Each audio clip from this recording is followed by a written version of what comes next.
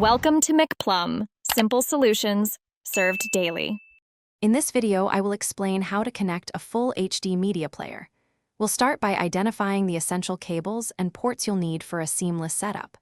Then, I'll guide you through the correct physical connection sequence, ensuring everything is plugged in properly.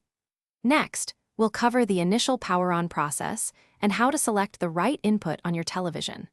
Finally, you'll learn to configure basic settings and begin enjoying your favorite media content.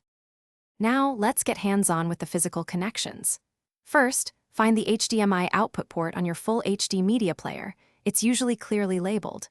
Take one end of your HDMI cable and firmly insert it into this port. Next, connect the other end of the HDMI cable to an available HDMI input on your television, noting the input number.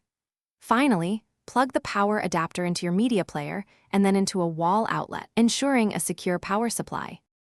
With all cables connected, it's time to power everything on.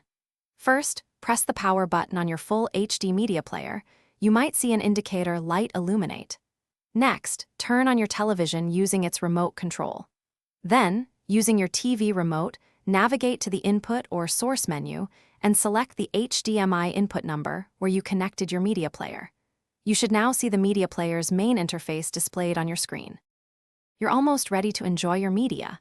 Use your media player's remote to navigate through its on-screen menu.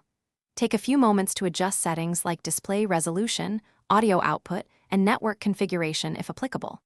Once configured, insert your USB drive or SD card containing your media files into the player.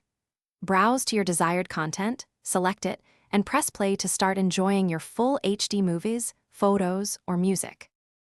Thanks for watching. Stay juicy and subscribe.